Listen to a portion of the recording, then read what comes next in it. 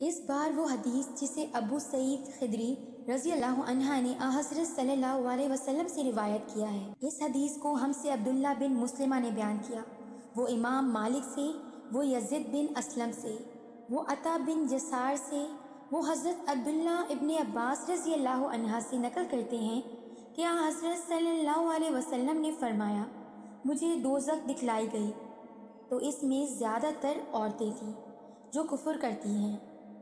کہا گیا، حضور کیا وہ اللہ کے ساتھ کفر کرتی ہیں؟ آپ صلی اللہ علیہ وسلم نے فرمایا کہ خاوند کی ناشکری کرتی ہیں اور احسان کی ناشکری کرتی ہیں۔